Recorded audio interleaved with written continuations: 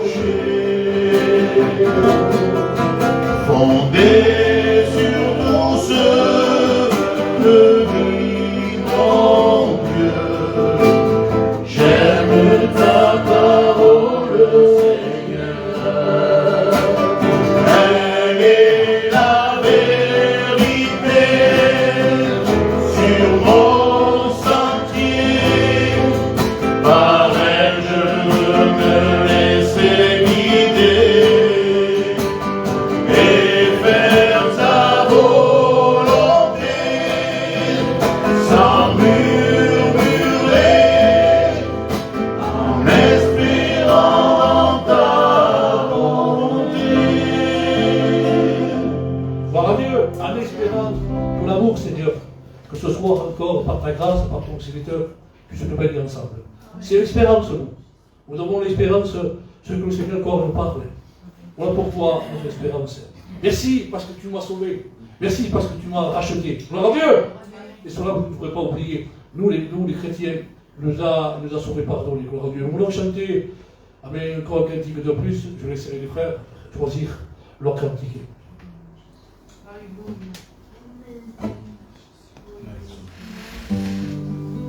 Gloire à Dieu. Ton nom soit béni, Jésus-Christ. La gloire.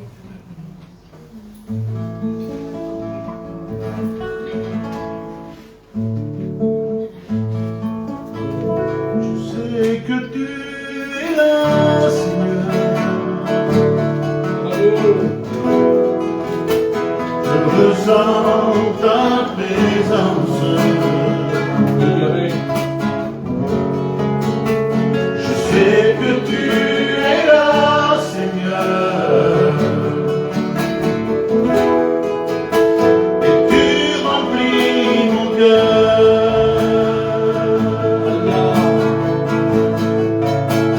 Yo sé que estás aquí, Señor.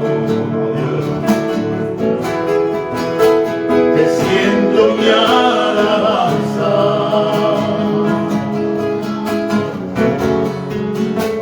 Yo sé que estás aquí, Señor. Llenando hoy mi alma.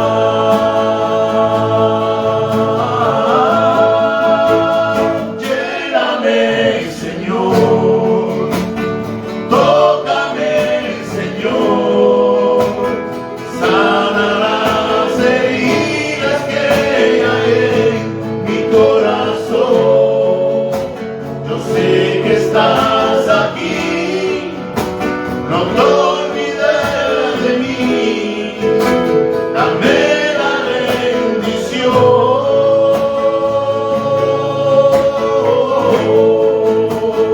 Bénis-moi, Seigneur.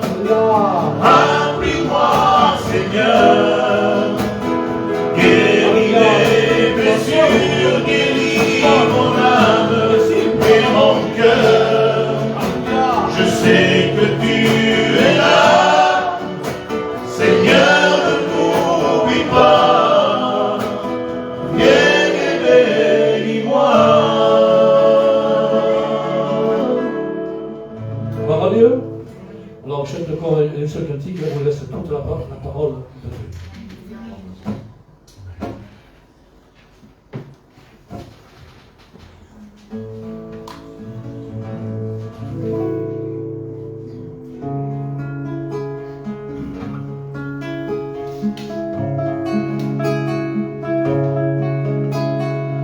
Toi qui es au bord du chemin, affligé, parce que les problèmes de ce monde t'ont accablé.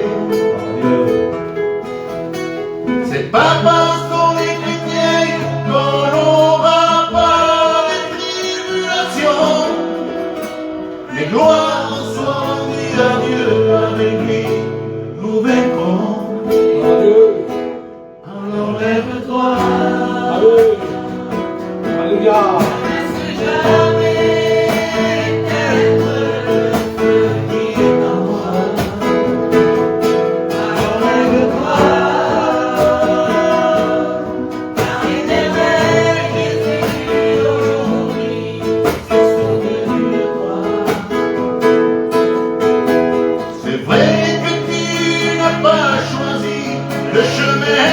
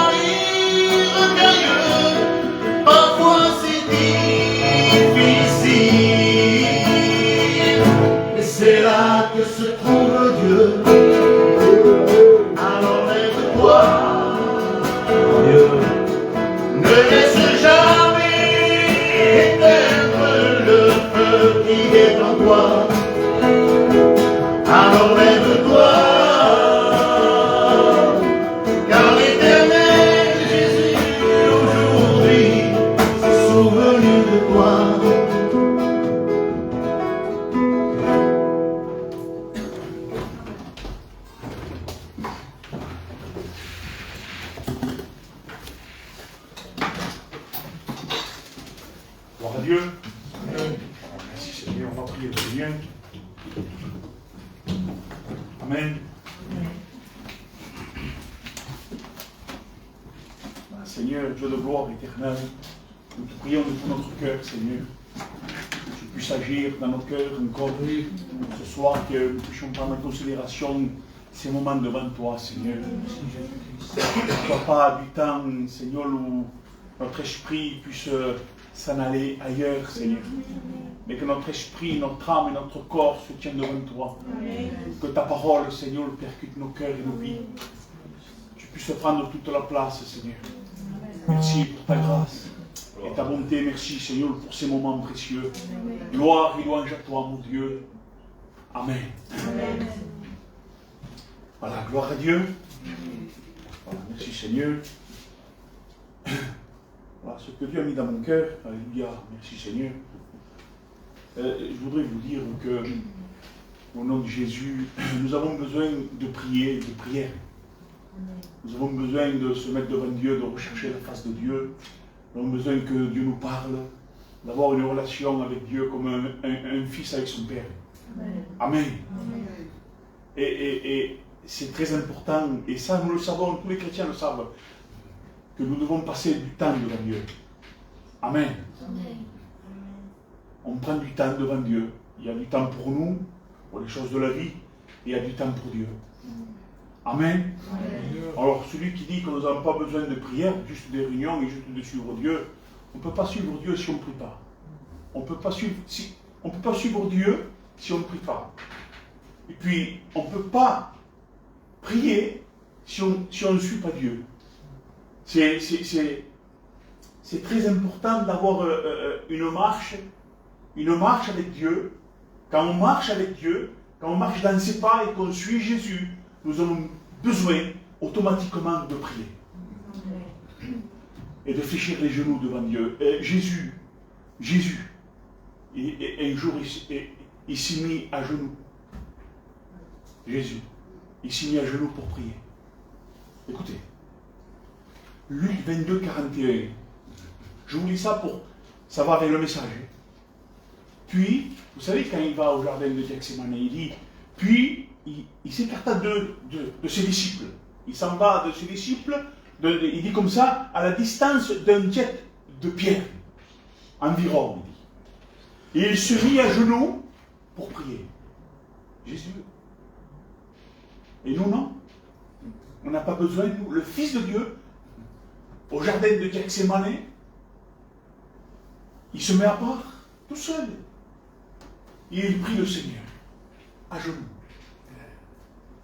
Et nous, on n'a pas besoin. Avec les réunions et un petit verset, béni et béni, voilà, on en a assez. Écoutez, il y a une vie avec David. Écoutez ce que dit Philippiens 2:8. Il s'est abaissé lui-même, il dit, en devenant obéissant jusqu'à la mort sur la croix.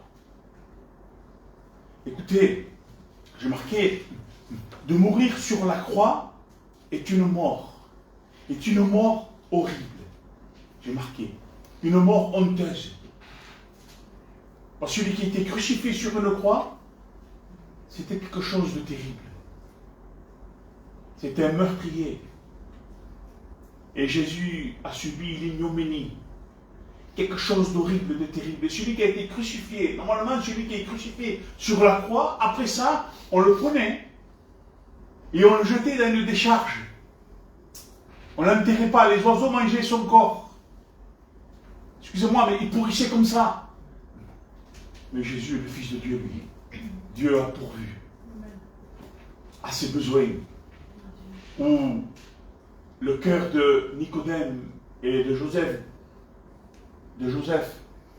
d'Arimathée ont été touchés par la parole de Dieu. Et ils sont venus, ils l'ont descendu de la croix, après qu'il est mort. Et ils l'ont mis dans un sépulcre tout neuf. Il est ressuscité, on connaît l'histoire. Et nous, on n'a pas besoin de prier, on n'a pas besoin de crier à Dieu, on n'a pas besoin de la parole. Aujourd'hui, il y a quelque chose qui se passe de terrible. On est dans des moments dangereux. Des moments très dangereux. Alors, il y a 2-3 jours, j'étais en train de lire. Et le Seigneur, je dis le Seigneur, papa, alléluia, j'espère en lui, j'espère en Dieu. Et je crois avec mes manquements, avec ma chair, avec les choses que je suis, que je ne vois rien devant Dieu, eh bien, j'ai prié Dieu, j'ai crié à Dieu, j'ai regardé la Bible, et Dieu m'a confié sa parole, Paul. Et je me suis dit, en lisant, où sont-ils aujourd'hui? Les hommes de Dieu, les femmes de Dieu. Jésus, lui, s'est mis à genoux, il priait le Seigneur. Les disciples se sont endormis, et Jésus lui va, il ne pouvait pas veiller une heure, il ne pouvait pas veiller une heure. Parce qu'il faut veiller à notre vie.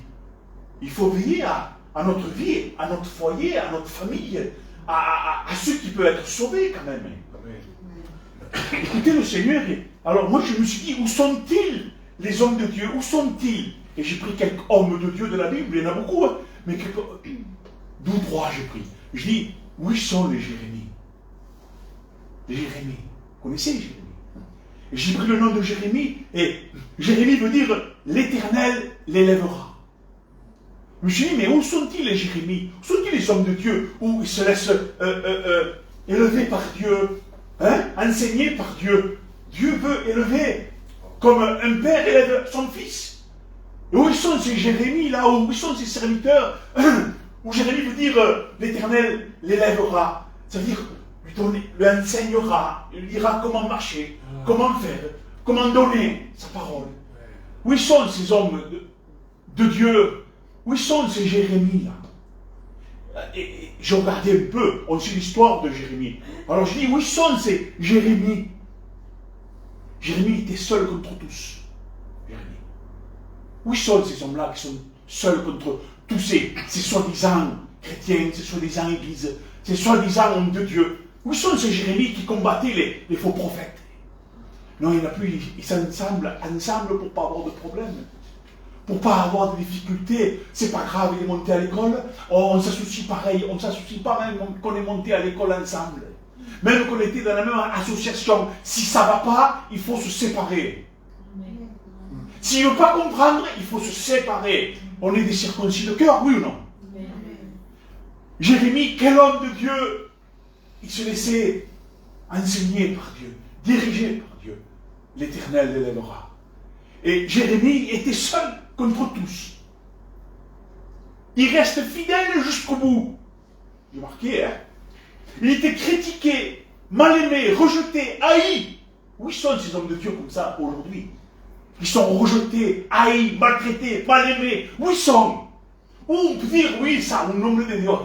Esta è una iglesia di Dio. Alléluia. C'est l'église de Dieu. Il y a Jésus. Il y a de tout dans l'église. Mais il doit y avoir des chrétiens dans l'église. Ouais. Alors, où sont ces Jérémies, ces hommes, ces serviteurs de Dieu, qui annonçaient la parole de Dieu et qui étaient seuls contre tous ceux qui voulaient détourner la parole de Dieu? Tout en disant Alléluia, gloire à Dieu, Alléluia, gloire à Dieu. Hein? Où sont ces hommes de Dieu qui disaient non, c'est pas comme ça? Qu'ils allaient contre tous. Lui seul, Jérémie, lui seul allait contre tous. Maltraité, mal aimé, rejeté. Et il allait jusqu'au bout. En étant ensemble. Où sont ces serviteurs, frères? C'est Jérémie là aussi qui sont. Jérémie, écoutez, prêchez la repentance. Il prêchait, il disait, repentez-vous. Pareil que Jean-Baptiste, pareil que les apôtres, ils disaient, repentez-vous, il disait. À Sédécia, au roi Sédécia. Repentez-vous, il disait. Mais il parlait à des cœurs rebelles, à des cœurs endurcis, j'ai marqué, à des cœurs qui étaient dans la désobéissance et ne voulaient rien savoir. Où ils sont ces hommes de Dieu qui prêchent toujours de la manière où Dieu veut qu'ils prêchent? Où sont ces Jérémies qui disaient non, c'est pas comme ça, vous allez mourir? Où sont ces Jérémies qui disaient à ce peuple, roi Sédécia, tu vas mourir toi et tes enfants vont mourir devant toi, ils vont les égorger devant tes yeux, et toi on va te crever les yeux et tu vas mourir. Si jamais tu te repens pas, il ne faut pas se repentir. Où sont ces hommes de Dieu qui s'appellent Jérémie aujourd'hui? Où ils sont haïs, mal aimés, rejetés, mis dans un coin, jetés dans un puits, au fond, où il y a un peu d'eau, un peu de terre, où ça forme de la boue, où on dit, voilà, c'est un fou, c'est un sectaire, on va le jeter dans un puits, on veut qu'il soit dans le péché. On a jeté Jérémie dans un puits, et le symbole du puits avait de la boue au fond. En disant, c'est un homme qui pêche. Ne l'écoute pas. Ne l'écoutez pas, c'est une peste. Paul, mon frère, mes frères et sœurs, où ils sont ces Jérémies? Où ils pleurent tout seuls dans un coin? Où ils pleurent pour l'œuvre? Où ils sont ces Jérémies ils avaient le sentiment que les âmes, ils ressentaient que le peuple périssait? Où ils sont ces Jérémies qui payaient le prix avec Dieu en disant, Seigneur, regarde? Ou c'est Dieu seul qui voyait le Jérémie qui pleurait pour le peuple? Où ils sont ces Jérémies-là, les frères? Ils se font rares, il n'y en a plus.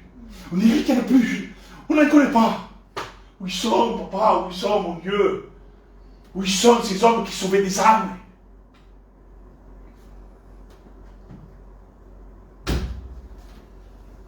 Jérémie recevait que, j'ai marqué ça, Jérémie recevait du peuple que humiliation, que violence, que menaces, que des menaces, que des persécutions.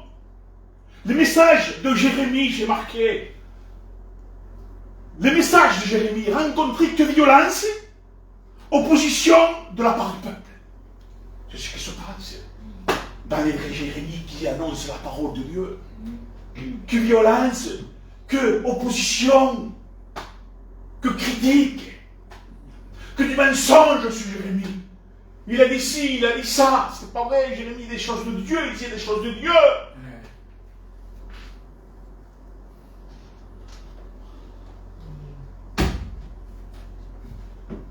Alors on ne veut plus de Jérémie. On ne veut plus de Jérémie, papa. Écoutez où il est. Marquez un homme là. Je ne suis pas mémoire, je marque moi. Je cherche dans la Bible. Aujourd'hui, on ne se rend pas compte, mais on veut des hommes qui prêchent, mais qui détournent des personnes de Dieu. On les détourne de Dieu. Écoutez, mais écoutez, hein. Écoutez. Acte 13, 8, je ne voulais pas le lire, je suis obligé. Vous connaissez Bar Jésus? Qui se faisait, il avait un surnom, Elimas, qui veut dire le magicien. Paul et Barnabas, il prêchait. Le gouverneur a voulu, lui, écouter Paul et Barnabas. Et il avait cette envie d'écouter la parole. Et Paul, il prêche. Barnabas, il est là. Il accompagne Paul dans son ministère. Parce que Barnabas avait le ministère. Deux hommes de Dieu. Ils annonçaient la parole de Dieu. Et le gouverneur, il voulait écouter. Il prenait. Mais Elimas, lui, un magicien, un faux prophète. T'es un coup de ah, ouais. Il n'y en a pas aujourd'hui. Des magiciens, des pasteurs magiciens. Des Elimas, qui veut dire le magicien. Bar Jésus, vous savez que ça veut dire Bar Jésus? Le fils de Josué. Vous êtes plus loin? Bar Jésus veut dire le fils de Jésus. Jésus ou Josué, c'est la même définition. Vous savez? Ah, je te connais Seigneur, je suis serviteur de Dieu, je suis serviteur de Dieu, moi. Ah oui, je suis un bar Jésus, moi. Ah oui, je suis enfant de Dieu. Hein. Non, si tu es un magicien. Et cet homme-là, ce qu'il disait, Paul et Barnabas, de la part de Dieu, qui touchait le cœur du gouverneur. Le gouverneur était touché à travers ces hommes. Mais ce magicien ne voulait pas, lui. Il intervient. Il casse la foi du gouverneur. Il a pu casser la foi du gouverneur. Et Paul ne laisse pas faire. Il lui dit qu'il va mourir. Il dit que Dieu va agir. Il le rend aveugle. Et il sort en tentonnant de partout en disant aidez-moi. C'est quelqu'un qui se dit de Dieu et qui ne l'est pas, et qui tourne le sens de la parole. C'est un homme aveugle. Il tentonne. Il ne sait pas où il va. Parce que Dieu sait que cet homme est aveugle. Et il héritera l'enfer s'il continue dans sa marche qui est de Satan. Qu'est-ce qu'on veut écouter? Qui c'est qui veut écouter des Bar Jésus, des Elimas, des magiciens? Il n'y a que des magiciens dans les églises. Il n'y a que de ça, les frères. Il ne manque plus qu'un chapeau, ils sortiront un lapin, ils sortiront la chose pour faire rire. Ils font rire. Ils ne viennent plus avec les pères de nous tranchants. Ils viennent avec un plumeau pour te faire des chatouilles. Amen. Seigneur Jésus. Moi, je ne peux plus. J'en peux plus, frère. De voir ce qui se passe dans les églises. De voir ce qui se passe au milieu des hommes qui sont en train d'écouter des magiciens. Seigneur Jésus. Alors, on a eu Jérémie. Jérémie, papa. Quel homme, Jérémie. Où sont? Parlez un peu de Jérémie. Un peu, j'ai parlé. Vous parlez jusqu'à demain. Il y a un autre homme. Vous savez, alors, Jérémie, l'Éternel l'élèvera. Il n'y en a plus presque. Il y a des serviteurs où se laissent élever, enseigner, diriger par Dieu. Hein? Il n'y en a plus presque, non? On va voir un autre. Il te fait. Où sont-ils les apôtres Paul? Vous savez ce que c'est? Le nom de Paul? Hein? Tout grand que tu es, frère, de taille. 1m90, non? Mais l'apôtre Paul, lui. L'appelé Paul, qui veut dire petit. Mais écoutez-moi. Où ils sont aujourd'hui les apôtres Paul? Où sont les hommes qui sont petits devant les hommes et devant Dieu? Petits. Mais Dieu les voit grands parce qu'ils sont déjà humiliés. Ils annoncent la parole. C'est des apôtres Paul, quoi. Où sont les serviteurs qui se disent non, moi je suis rien. C'est Dieu qui est tout. Dieu tout. Moi je suis rien. Où ils sont maintenant? Ils veulent des galons. Ils veulent un renom. Ils veulent qu'on les invite de partout et qu'ils font des missions, qu'ils font des séminaires, et qu'ils font ceci, et qu'ils font cela, et qu'ils sont très connus. Hein? On laisse Jésus derrière, on ne connaît plus Jésus. On connaît maintenant les hommes, hein? Les hommes veulent être grands. Soyons les apôtres Paul, des petits. Soyons des apôtres Paul, papa. Alléluia. Gloire à Dieu, mon sauveur, mon Seigneur. Gloire à l'Éternel, petit. On est petit, mon frère, non? On est petit, tout petit. Mais ça, il faut le faire valoir, le tout petit. Oui, c'est là, papa. Je suis petit, c'est vrai. Mais Seigneur, dans mon cœur, tu mets des choses tellement grandes qui est ta parole, que devant toi, mon papa, toi, tu me vois grand. Parce que devant les hommes, tu t'humilies, tu es petit, frère. Ouais. Comment Dieu se sert de toi et comme la puissance de Dieu qu'on voit à travers toi, tu es l'apôtre Paul. Amen. Ce que Dieu veut. Et Jérémie, laisse-toi enseigner. Et les apôtres Paul, sois petit. Amen. Sois pas rempli d'orgueil. Ne cherche pas les grandes salles. Qui c'est qu'il y a ici? Pas de la zine. Mais qui c'est qu'il y a ici pour parler comme ça? Mais si Dieu vous montre que ces hommes-là, ça ne va pas.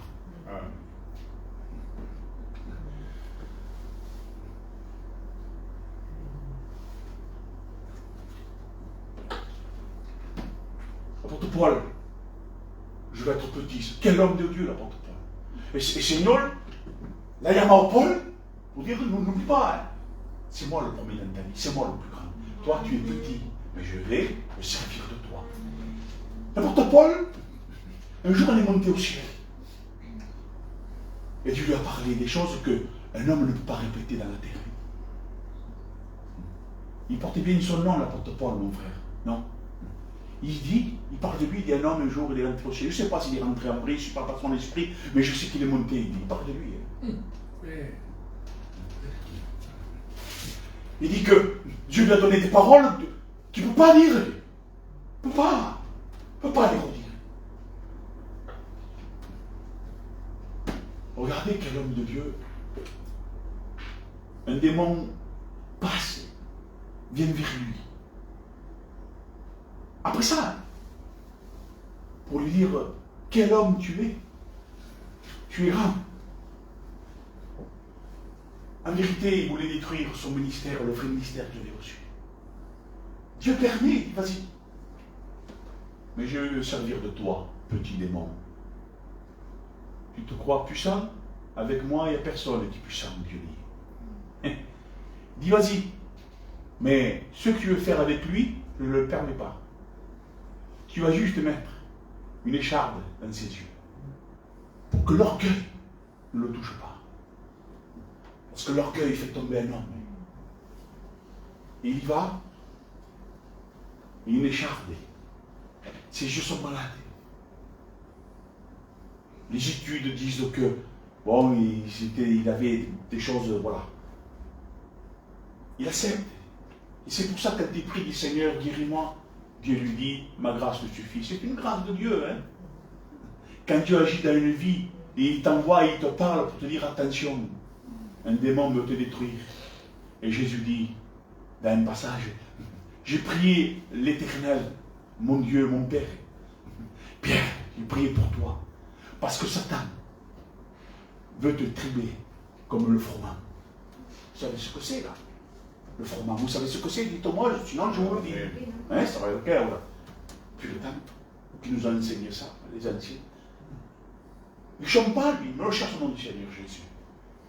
Dieu, quand il parle, il veut nous garder au creux de sa main. Il veut nous dire, dans notre cœur, de persévérer dans tout ce qu'il nous demande. Jérémie, l'Éternel lève. L'apôtre Paul, tu es petit. N'oublions pas que nous sommes petits et rien sans Dieu. Mais Dieu nous aime, il veut se servir de nous. Écoutez, je passe vite à un autre homme. Écoutez cet homme. Bon, l'apôtre Paul, il a mené la doctrine de Dieu. Un homme de Dieu terrible. L'enseignement de Dieu. Un homme humilié, frappé aussi. Détesté aussi. Pourquoi? C'est la volonté de Dieu. Faisons attention qu'on ne nous aime pas trop, frère. Il ne faut pas qu'ils nous aiment trop, les gens. C'est pas normal. Les frères et sœurs, oui, qui nous aiment, c'est normal. Et un autre homme. Où sont-ils les apôtres Jean? Vous savez ce que ça veut dire, Jean? Je l'ai marqué, j'ai regardé. Parce que j'ai un livre où il y a tous les noms, tout ce que ça veut dire. Jean veut dire don de Dieu. Si vous voulez, apôtre de l'amour, mais don de Dieu. C'est un don de Dieu. Et vous croyez, tu crois que moi et toi, c'est nous que quand on parle, les gens sont bénis? Tu crois que c'est nous qu'on impose les mains qui sont guéris? Tu crois que s'il se passe quelque chose dans l'église, tu crois, toi, que c'est à cause de nous qui sont bénis? Mais on ne sait rien, on n'est rien de tout, nous. Mais Dieu nous a donné un don. Pas de don de prophétie, non, c'est un don d'amour. C'est un don où Dieu se sert de nous par grâce. Il se sert de vous par grâce. Nous devons être tous les apôtres Jean. Où nous puissions donner. Vous savez ce qu'il faisait Jean? Il déclarait le faux prophète. Vous savez ce que faisait Jean? Il déclarait celui qui allait à la rencontre contre Jésus. Écoutez, je l'ai marqué naturellement. Jean écrivait des lettres pour rappeler les enseignements de Dieu. À Jean, Dieu lui a révélé le futur. Le futur ou l'avenir?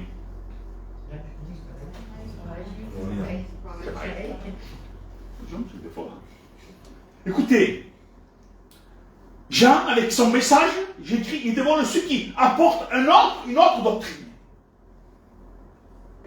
Il déclare les menteurs, les faux prophètes, Jean. Dans les lettres. Il dit attention, mon enfant. Attention, mes enfants. Il dit que ça. Attention et attention aux faux prophètes, aux menteurs. Il y en a de ça aujourd'hui, des serviteurs comme ça. En mon catéchisme, vous voyez ce que c'est des menteurs, qu'il y a des serviteurs menteurs. Il ne faut pas le dire qu'il y a des serviteurs menteurs et des serviteurs faux prophètes, il ne faut pas le dire, frère. Ça. Ah oui? Et l'apôtre Jean, qu'est-ce qu'il disait, lui? L'apôtre Paul, qu'est-ce qu'il disait aussi? Tous ces apôtres, tous ceux qui sont dans les patriarches, hein? Ils n'annonçaient pas aussi, faites attention aux faux prophètes. Bien sûr. Aujourd'hui, vous entendez où ça? Non, on n'entend que des paillettes. On n'entend que des choses où on était bénis, hein? On a été guéris, hein? On a guéri. Bien sûr, gloire à Dieu pour la guérison. On en veut aussi. Mais aujourd'hui, on n'annonce plus le danger qu'il peut avoir dans une vie chrétienne. On n'annonce plus ça. Le tabac, on couvre. Non? Claro. On n'entend plus ces messages-là. C'est des messages qu'on laisse les gens dans leur situation de péché. Et dans leur danger, on les laisse mourir. Ézéchiel 34. Des faux pasteurs, des faux serviteurs, des faux bergers. Où sont? Où sont les apôtres Jean? Où ils annonçaient la vérité de Dieu. Ils faisaient attention aux faux prophètes, aux pasteurs menteurs. Ah non, quand il Seigneur Jésus, comment la taloko? Ah ouais? Et alors, comment on dit? Qu'est-ce qu'on dit? Qu'est-ce qu'on peut dire? On ne dit plus rien, alors. Vous voulez connaître notre homme? Savoir s'il y en a encore de ces hommes-là? On a vu Jérémie, l'Éternel élève. On a vu l'apôtre Paul être petit, l'apôtre Jean, l'amour. Le don de Dieu, c'est un don de Dieu qu'il nous a fait en donnant son Fils. Écoutez, c'est un don de Dieu. Hein. Et écoutez, alors, où sont-ils les serviteurs comme Étienne? On l'oublie un peu des fois. Vous savez ce que ça veut dire, Étienne? Couronne. Et regardez ce que Dieu nous dit, Seigneur. Est-ce que tu as la couronne? Est-ce que ta vie spirituelle, intime avec Dieu, fait que cette couronne déclare que Dieu est le Tout-Puissant? Est-ce que cette couronne brille en toi? Est-ce que cette couronne de Christ, qui est Christ, éclaire autour de toi? Avec tes actes, avec ta marche, avec ta vie spirituelle, avec ta mise à part, avec ta vie avec Dieu. Est-ce que cette couronne tu l'as fait valoir? Amen. Est-ce que tu es un Étienne? Amen. Écoutez, Étienne était un homme remarquable, un homme d'amour, d'Esprit Saint. Écoutez, c'était un homme qui mourait pour Dieu. Il mourait pour la parole de Dieu, Étienne. Est-ce qu'on meurt pour la parole de Dieu? Est-ce qu'on dit non, là c'est pas mon endroit, non, ça je ne le ferai pas, non, ça je ne le fais pas, les sentiments de la famille, j'en peux pas? Est-ce que la couronne est toujours intacte?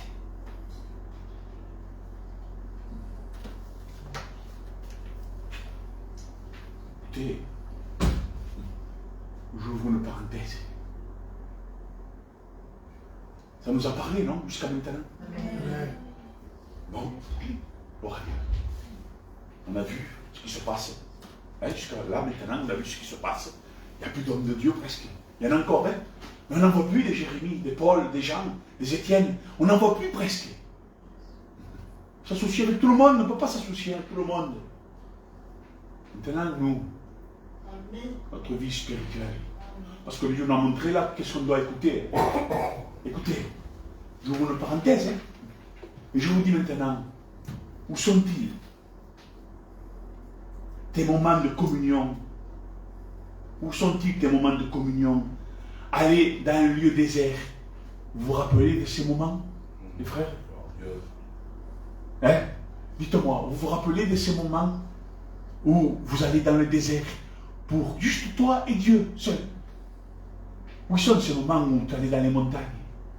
Dans les endroits où tu rentrais dans un lieu où il y avait les montagnes, où tu étais tout seul. Que tu prenais ta Bible et tu lisais, tu te régalais, tu voulais t'imprégner de la parole, où tu priais le Seigneur, tu voulais être béni. Tu voulais être une lumière. Où sont ces moments, frère? Oh, on a parlé des serviteurs, hein, de ce qui se passe. Mais toi, maintenant. Il est beau de dire Amen pour ce que j'ai dit avant. Mais maintenant, toi, tes moments, toi, quand tu étais toi-même, tu allais dans le désert pour être tête à tête avec Dieu. Tes moments où tu allais dans les montagnes, ou tes moments où tu allais dans ta chambre, ou des moments où tu allais dans ta voiture, ou je ne sais pas où, tes moments-là, tu les as toujours.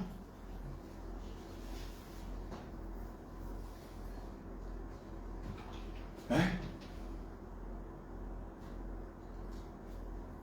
S'il vous plaît, au nom de Jésus, rentre en toi-même. Quand tu allais dans des lieux où il n'y avait personne, où tu recherchais la présence, où toi, Dieu, tout seul, tu le fais toujours. Quand tu t'enfermais dans ta chambre, non pas pour dormir, non pas pour écouter une cantique, mais pour prier le Seigneur, pour lire la parole, pour t'imprégner de Dieu. Ils y sont toujours ces moments avec Dieu, ce temps de Dieu. Il y est toujours, frères et sœurs. Très important, hein? Jésus s'y met à genoux, et nous non. écoutez, pour moi, en ce moment, et ça fait déjà quelques mois, je ne peux plus me mettre à genoux. J'ai mal au genou, là, une tendinite au genou maintenant. Je ne peux pas me mettre à genoux. Je mets à genoux, je vais à l'hôpital. Mais avant ça, je me mettais à genoux, les frères. Je ne peux plus. Eh bien, c'est triste. Et bien là, c'est triste de pouvoir se mettre à genoux devant Dieu. Jésus l'a fait, pourquoi pas toi? Ben je me mets à genoux, d'accord, mais avec mon cœur. Oui, non, c'est le principal. Mais c'est pour dire, à genoux, tu me lis devant Dieu, tu es avec toi et Dieu. Ce sont ces moments, frère. Ce sont ces moments. Mon frère, ma soeur. Est-ce que tu négliges ces moments que tu avais avec lui, avec Dieu, avec Christ, avec le Saint-Esprit?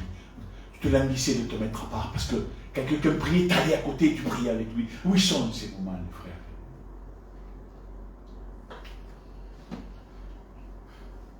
Ces moments, Jésus aimait aller quelque part pour prier avec ses disciples, au jardin de Gethsémani. Ouais. Jésus allait souvent au jardin de Gethsémani, près des monts des Oliviers. J'ai étudié un peu, frère, ça. Parce que le jardin de Gethsémani, ce n'est pas au mont des Oliviers, dedans.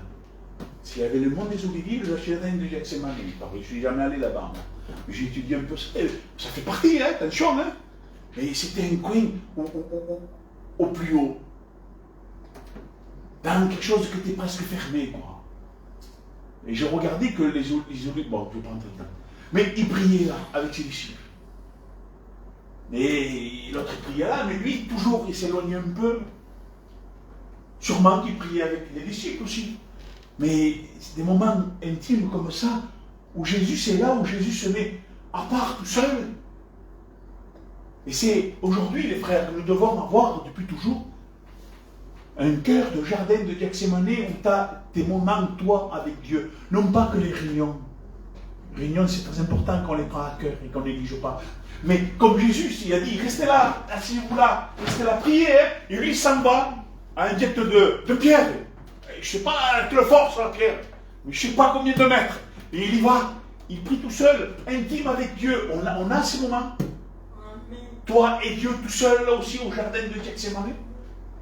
Et bien là, au jardin de Gethsémani, et quand il priait avec ses disciples, il y avait Judas un jour avec eux. Et beaucoup de fois, il y avait Judas avec Jésus.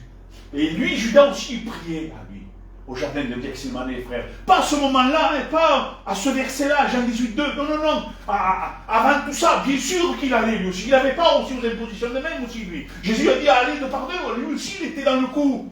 Et quand il allait, Jésus, au jardin de Gethsémani, quand il était là, c'est lui qui priait. Il y avait Judas, là. Et bien un jour, dans Jean 18, 2, il y avait Jésus au jardin de Gethsémani avec ses disciples. Mais il y en avait un qui le trahit, c'est Judas. Et lui, il amène toute la corde, tous ces hommes-là avec des lances, avec des épées, avec des flambeaux. Et il monte au jardin de Gethsémani pour prendre Jésus. Qui c'est qui le livre? C'est celui qui priait avant avec lui. Maintenant, il va pour un baiser. Avec un baiser, il dit voilà, c'est lui. Toujours l'amour. Bayamol, t'es sûr qu'il aime Jésus? Combien il y en a qui disent super, je t'aime, mais c'est des Judas. On le trahit par notre chrétienté qu'on dissimule. Et lui, Judas, il trahit Jésus. Le trahit, frère. Et pourtant, avant ça, il a prié avec Jésus là. Quel amour de Dieu, papa. Et c'est que Dieu l'écoute. Et il vient. Et Jésus dit, qui cherchez-vous? Il dit, Jésus. Il dit, c'est moi. Tout le monde se calme. Tout le monde tombe à l'arrière. Quelle puissance de Dieu. Qui cherchez-vous? Jésus, c'est moi. Au travers. Oh, j'aurais voulu. Il fallait que je te mette oui. Une seule pensée de Jésus, mais la seule pensée de Jésus, c'est de les sauver. Amen. Et Judas, il prie avec lui dans le jardin de Gethsémani, et maintenant, dans Jean 18, 2, il vient pour le livrer.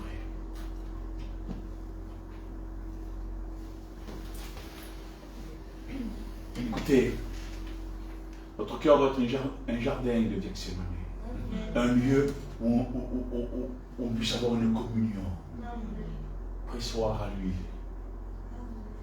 où le Saint-Esprit agit dans nos cœurs. Gethsémani, pressoir à l'huile. Il faut tourner la meule, les frères. Il faut mettre notre part afin que le Saint-Esprit agisse dans nos vies. Et que Jésus puisse prendre toute notre place. Amen. Écoutez, je vais terminer, d'accord? Je vais terminer. Alléluia. Gloire à Dieu. Écoutez, Luc 22, 41. Puis Jésus se mit à une certaine distance des disciples et il se mit à genoux pour prier et pour prier tout seul. Jésus leur dit, en arrivant dans ce lieu, il dit, priez, afin de ne pas tomber dans les épreuves, dans la tentation. Il nous dit de prier personnellement, c'est Jésus qui nous le dit. Alors, moi j'ai marqué, au nom de Jésus, où sont-ils les chrétiens? Que quand ils marchaient, on voyait la gloire de Dieu. Quand ils parlaient, on voyait l'amour de Dieu. Quand ils agissaient, on voyait les actes du Saint-Esprit. Où sont les chrétiens qui prient et qui pleurent de tout leur cœur? Où sont ces chrétiens-là? Il n'y en a plus. Les vraies larmes de Dieu, où ils se repentent, où ils adorent Dieu. Où sont ces chrétiens-là? Où sont les frères? Où sont ces églises-là? Où les gens venaient, où ils demandaient pardon de tout leur cœur, où les personnes avaient une crainte de témoigner, ils avaient quelque chose, un respect. Ils ne faisaient pas comme aujourd'hui, qui se filment et qui disent « Le Seigneur a fait dans ma vie », ou ils témoignent quand ils veulent, ils font ce qu'ils veulent, il n'y a plus de serviteur, il n'y a plus rien. Il y a un désordre total. Il n'y a plus, avant les églises, c'était le respect de Dieu. Ils se réunissaient, les églises là, ils attendaient qu'on les appelait avec crainte quand ils veulent témoigner. Par la grâce et par la direction du Saint-Esprit, on témoignait. Il y avait la parole de Dieu, on prenait la parole de Dieu, on pleurait devant la parole. On s'humiliait devant la parole, on demandait pardon. Quand Dieu nous parlait, qu'il nous reprenait, il disait oui, c'est moi, pardonne Seigneur. Où il y avait des baptêmes du Saint-Esprit en vérité. Aujourd'hui, il y a des parler en langue que c'est pas vrai. Il y a des dons que c'est pas vrai. Il y a des prophéties que c'est n'importe quoi. Où sont ces églises où je tenais devant Dieu? Où ils se réunissaient, c'était pas pour rien. Hein? Vous m'entendez? Ou vous dormez? Vous ne pouvez pas veiller une heure dans la prédication? Écoutez. Où sont-ils les pasteurs, les serviteurs de Dieu? Ils avaient peur de prêcher charnellement. Où sont les serviteurs de Dieu qui annonçaient la vérité comme Jérémie, comme Paul, comme Jean, comme Étienne? Où sont ces hommes, les frères? Dieu de gloire. Seigneur Jésus.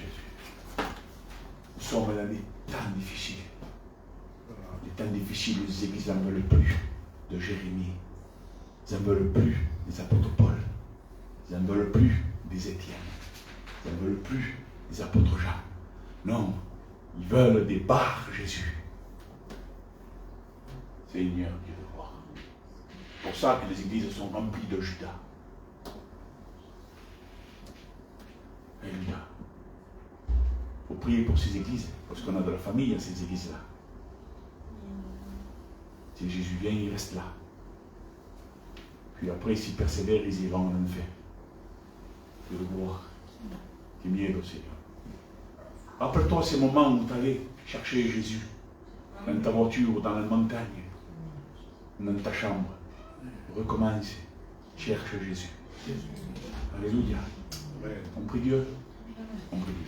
Nous te prions, Éternel, de ce que toi, tu as écouté ta parole. Et je propose